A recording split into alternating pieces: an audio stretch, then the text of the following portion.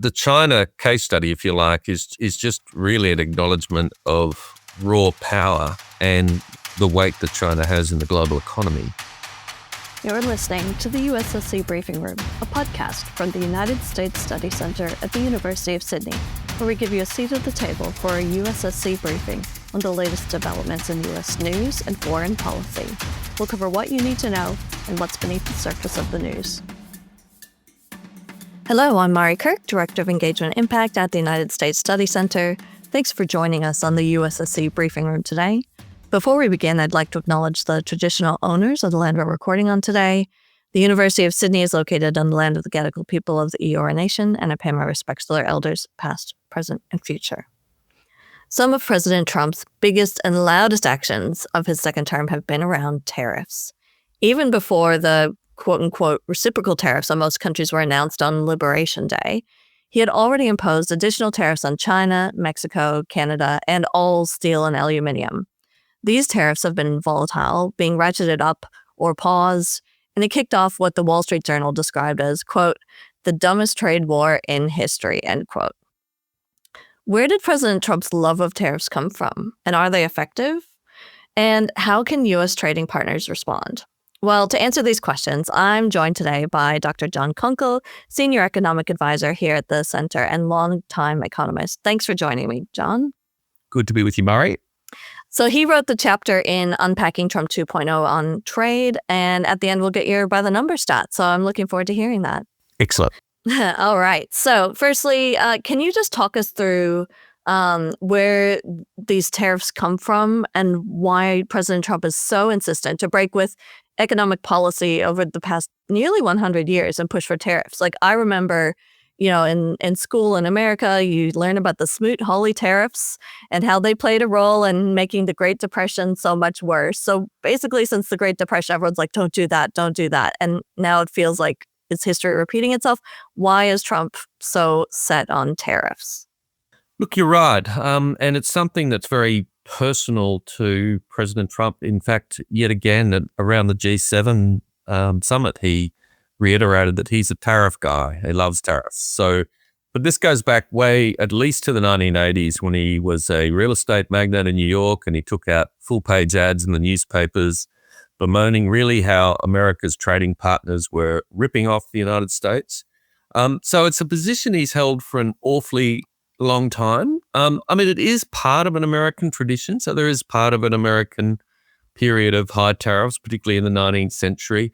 And you mentioned Smoot-Hawley. Interestingly, the last time Smoot-Hawley really figured in American trade policy was actually when President Clinton was trying to get NAFTA through the Congress in the early 1990s. And there was a famous debate, I think, where Vice President Al Gore, as he was then, held up a picture of Smoot-Hawley and said to Ross Perot, do you remember this? And what? But that's an awfully long time ago now. And sort of, I think different parts of Washington have sort of made their peace, seemingly, at least with President Trump, about the idea that tariffs are coming back. So it's not, it's been part of President Trump's political brand. It was during the first administration, but clearly in the second administration, it's a much more aggressive, much more sweeping, much more ambitious, if you like, approach to using tariffs for America first ends. And this leads to a question that I've been wanting to talk to economists about, so I'm going to take advantage of that opportunity now. But are the Liberation Day, quote-unquote, reciprocal tariffs actually reciprocal?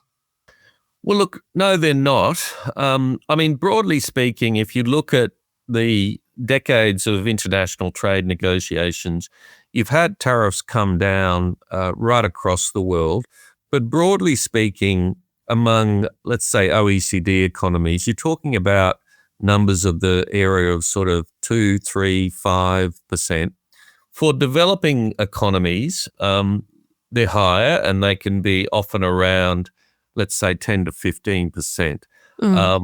But none of that really bears much relation to where President Trump's Liberation Day chart, if you like, or board of tariff numbers came from.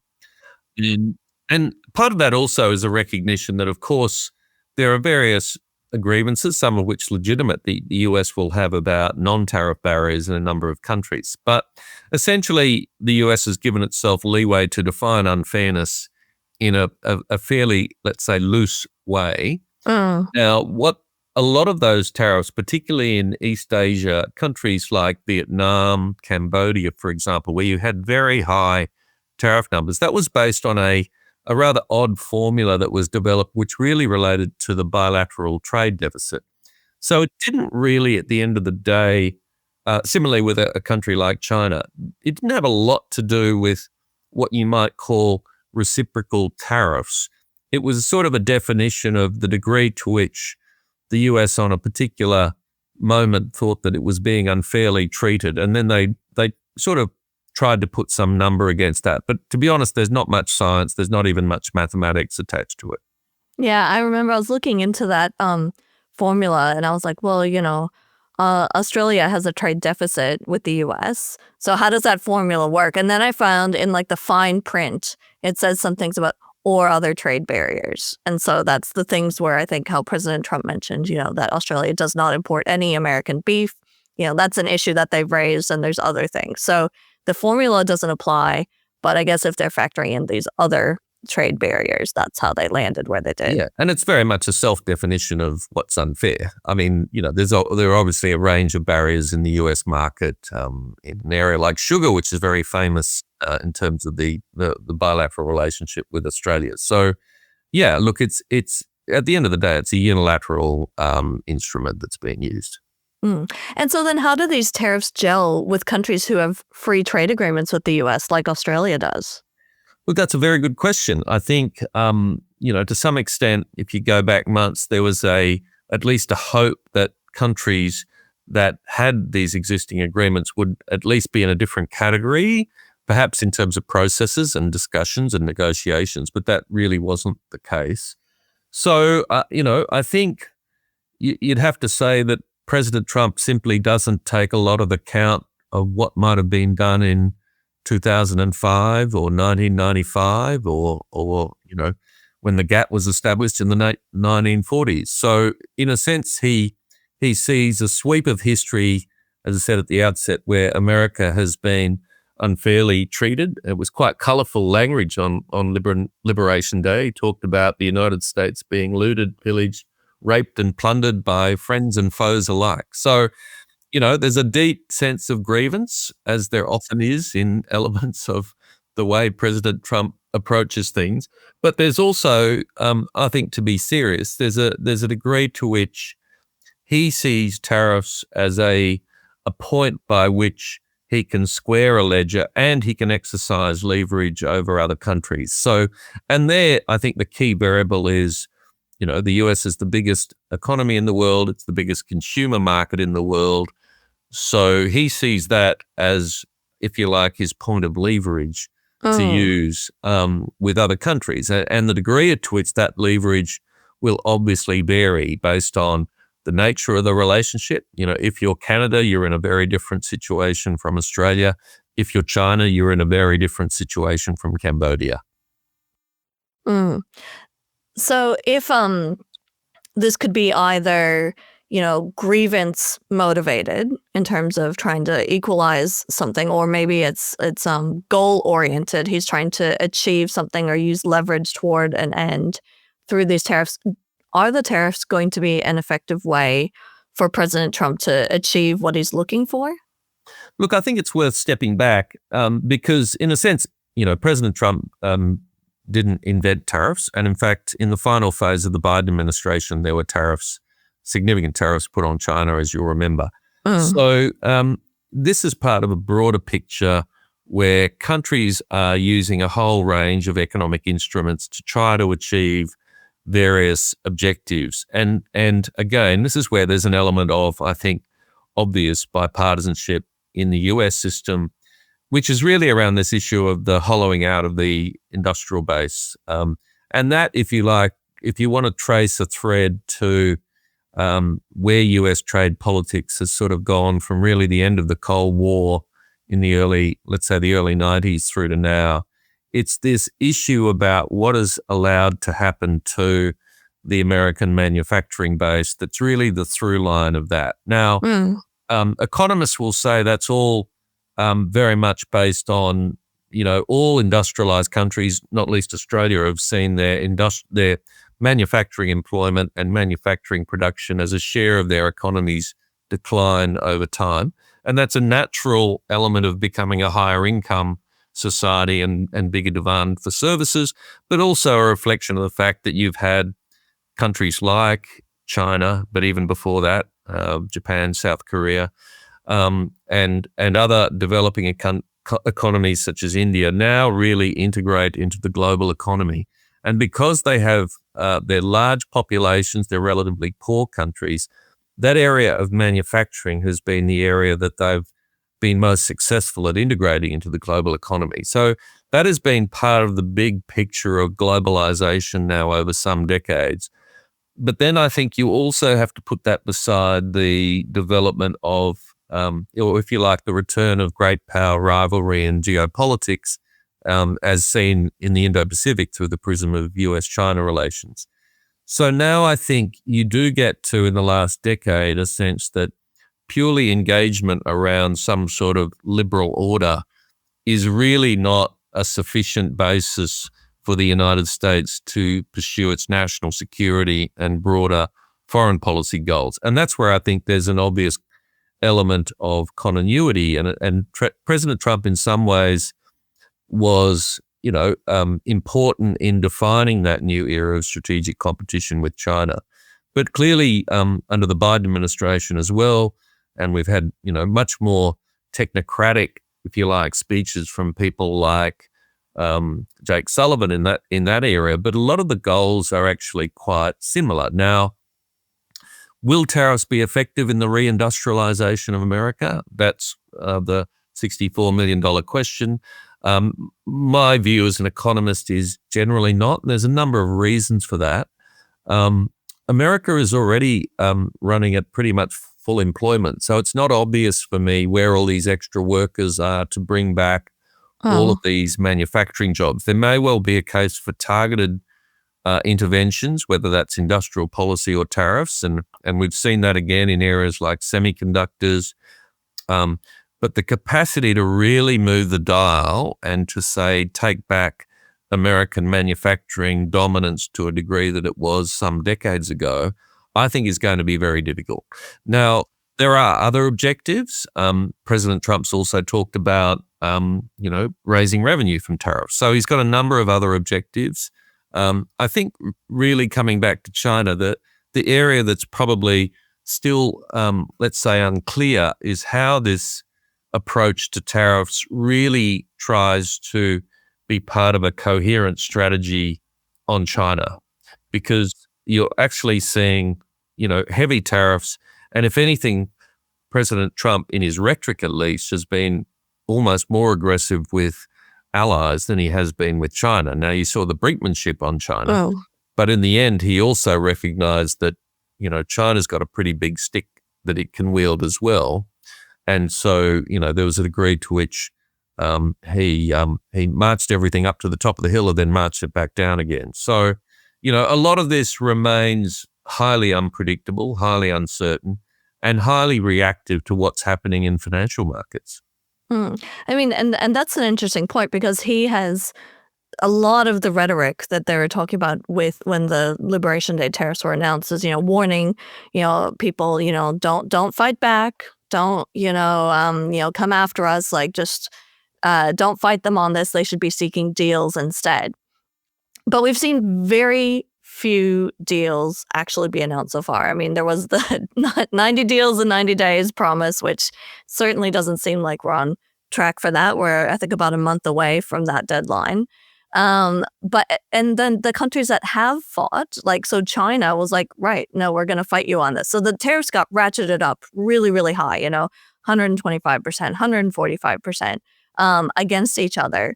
But then they, like you said, they marched up the hill, they marched back down, and they landed in a place that's much more comfortable. So China seems to have gained more from that negotiation than the other U.S. friends who seem to be trying the advice to, go for a deal and have these negotiations and discussions.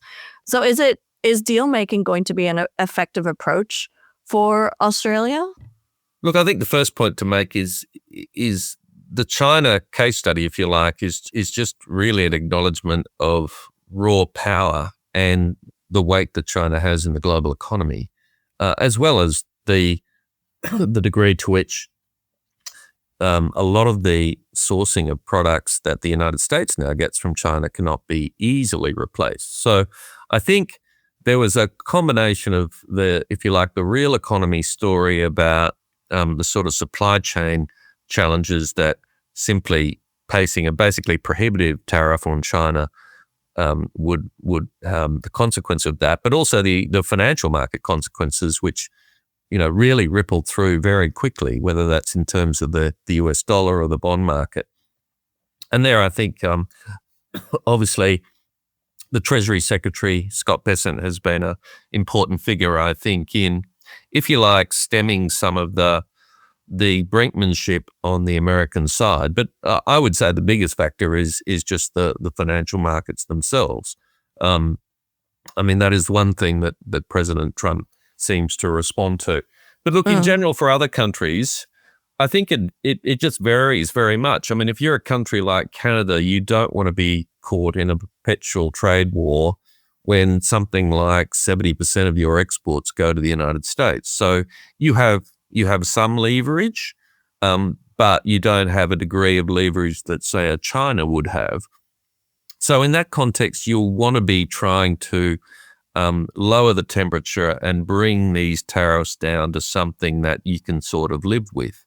Now, in Australia, in a sense, we're in a somewhat different position because the US accounts for only around 5% of our exports. And we've got, at the moment at least, something that looks like a baseline tariff of maybe 10%. Now, that puts us in a very different category to a country like Canada. So we're not having to, if you like, it's not as impactful in terms of our economy. But also what we've seen is the US administration basically realize after a few weeks that there's no way it can do these deals. I mean, there is a reason why trade negotiations take years. It's not just because people are sitting around. These are difficult things that have lots of domestic sensitivities.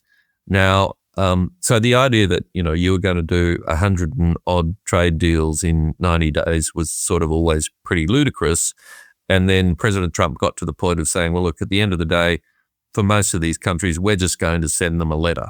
Now, that may well be what Australia gets. We may just get a letter.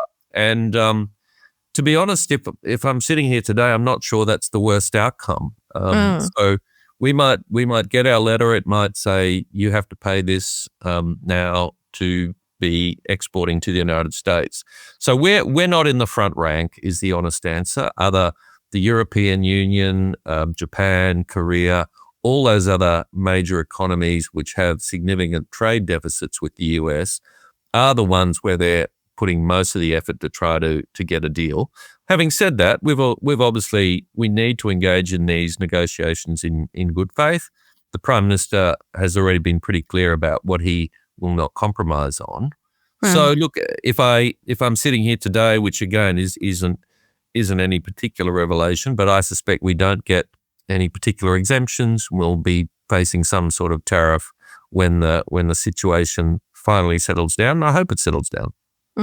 And Australia was hoping to discuss a potential, trade deal on the sidelines of the G7 summit, but obviously that face-to-face between Albanese and Trump couldn't happen because Trump had to leave early to go back and, focus on the U.S. response to the Israel-Iran crisis at the moment. So now, Australia is saying that they're still keen to have that face-to-face meeting. And then, as we learned with the first Trump administration, relationships are key. And a lot of that it's different face-to-face versus, just a phone call. Do you think Australia could be successful in negotiating a different outcome if they don't have a face-to-face meeting?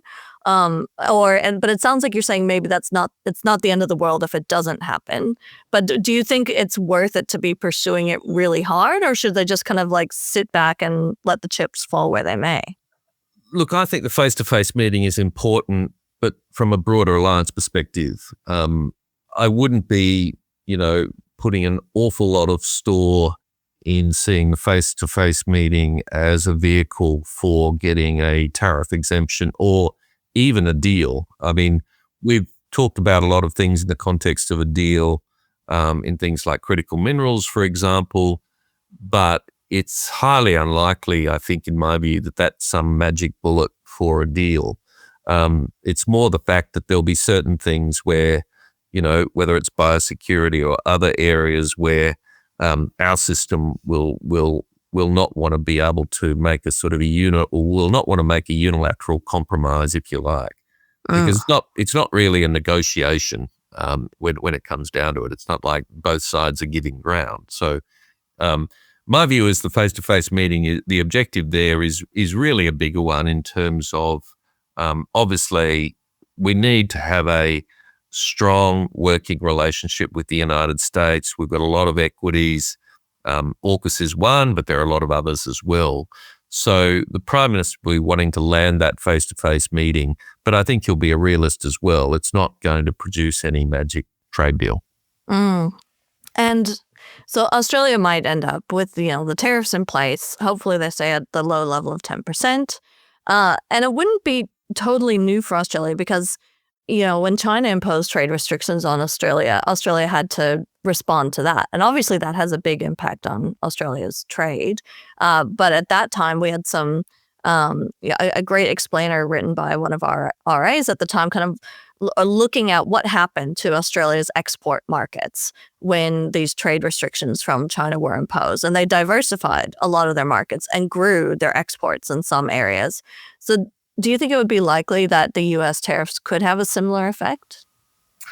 Look, again, I guess I come back to the scale of what we're talking about in the overall relationship. It'll depend on a number of factors as well as on the specific product. If you take a product like beef, for example, now it seems to me it's not obvious where other beef would come from. So there may not be the same pressure to diversify in the case, for example, of what we saw in a number of agricultural products to China where there are outright bans. If the American consumer may well be paying a higher price, but it still needs that beef for the American, if you like, food industry in general. Similarly, we export some quite specialist steel products to the United States. So it's not obvious that there's an alternate source for those things in terms of American production. So there will be pressure to diversify, clearly. A lot depends on what the global economy flow on of these tariffs looks like. So, if the global economy were to slow down, everyone will be scrambling to sell product into a slowing global economy. That's not a very good picture. So there's a lot we don't know. But I think if we step back and we look at, in the end, the trade with China loomed much larger in terms of our economy. And I tend to start from the assumption that a lot of these specialist products that we sell to the United States, we might end up trying to sell them at a higher price, but there'll still be a demand for them there. And one other point I wanted to touch on was you talked a little bit about some of the continuity in the Biden administration, that they were imposing more tariffs on China during their term. That seems to be an area where we saw some continuity from the first Trump administration to Biden, because the Trump administration imposed new tariffs on China. The Biden administration kept all those tariffs and then even increased some. So it feels like there's a trend there. But then interestingly, so in the second Trump administration, there's just been massive volatility around that. So they were adding more, but then it kicked off kind of this battle where they're ratcheting each other up in their tariffs. And so now we're seeing a lot more volatility around the tariffs. And similarly, tariffs with Mexico and Canada, they were on again, off again. And then, the steel and aluminum tariffs were first raised to 25% and now 50%. So is this a deliberate strategy by Trump 2.0 to have this volatility and unpredictability in relation to tariffs? Look, in some sense, yes. I think both relative to previous administrations and even relative to Trump 1.0. The unpredictability and the brinkmanship and the desire to, if you like, carry much bigger risk into these relationships has clearly ratcheted up in the second Trump administration. So then I think, you come back to what's the economic fallout and how does that get transmitted back into the American system?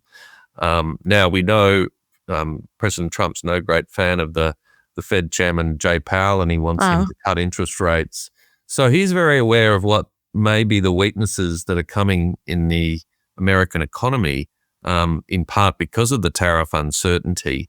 But interestingly, the Fed chairman's in a position of saying, well, we'll just wait and see, because he's also got an objective about inflation and the tariff can be pushing up prices. So the volatility and the unpredictability is a strategy until I think the costs of that strategy in terms of its blowback on the American economy force the administration at some point perhaps to think, well, let's take it this far and no further. But, we've all learnt that trying to predict President Trump in any fine-grained way is a sort of a fool's errand. So he obviously likes the instrument of tariffs as a means of putting pressure on people. And I don't think that's going to change. So I think we sort of have to buckle in and realize that whilst we would like this world of trade policy uncertainty to settle down and perhaps even go away at some point, I suspect it's going to be with us for a while yet. So if it's expected to last for a while, how do you think U.S. allies and partners should respond? It seems at the moment, the one thing that does seem to be consistently, changing Trump's mind on tariffs is what the market does. There's certain indicators where he has been responsive to that. So do you think, allies and partners need to hold back and just let the market do its thing and that will drive something? Or should they be more proactive in some sort of way?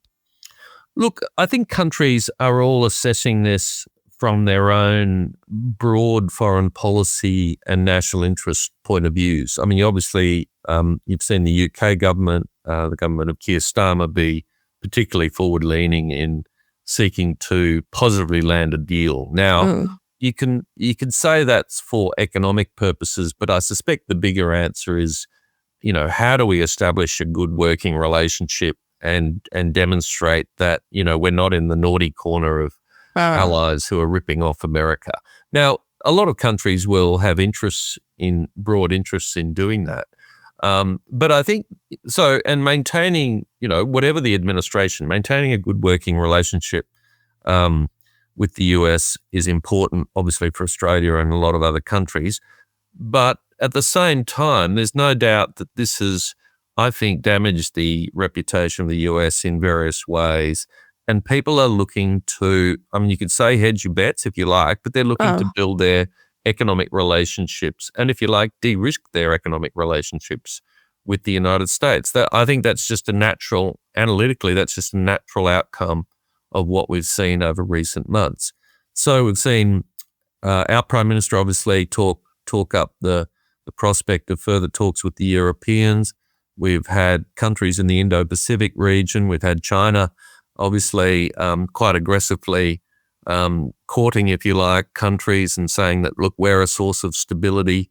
So this is all part of, I think, a big play internationally in terms of, what does the future of US international economic leadership look like, and what options do countries have? And so I think you'll continue to see countries, if you like, do both. They'll want to build and maintain good relations with the US, but they'll also be taking steps to deepen their partnerships with a whole range of other countries. So it's not really an either-or.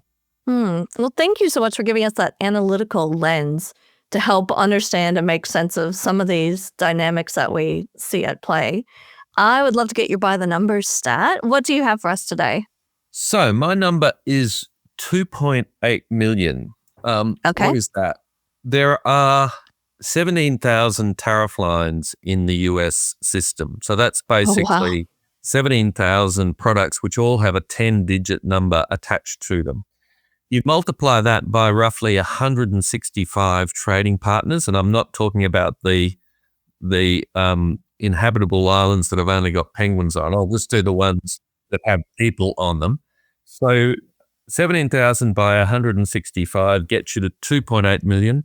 So that's the number that President Trump can play with on any given day. He can adjust one of 2.8 million numbers with his tariff policy. So if you want to picture, I mean, yes, it's terrible for trading partners, but spare a thought for the poor old US customs official every day as they come in with their spreadsheet of 2.8 million, which is 17,000 tariff lines by 165 trading partners. Oh, and wow. You could imagine updating that spreadsheet every day based on what President Trump has announced. Oh my goodness, that is mind-blowing. I did not realize the scale of, the detail of change and what that could mean. Wow. Fascinating number. Thank you. So if you've enjoyed this discussion today, I would encourage our listeners to make sure to check out Unpacking Trump 2.0 on the United States Study Center website, ussc.edu.au, where you can read John's chapter on trade and tariffs, as well as chapters on AUKUS, critical minerals, Ukraine, and more. And I'd also like to point out a couple of other podcasts. We've got our CEO, Dr. Michael Green, on the Asia Chessboard podcast, and I'd also recommend checking out the USSC Live podcast series that runs recording from our major live events, including our recent event on the first 100 days of the second Trump administration. So you can get these on our website or wherever you get your podcasts. Once again, John, thank you so much for joining me today. Thanks, Barry.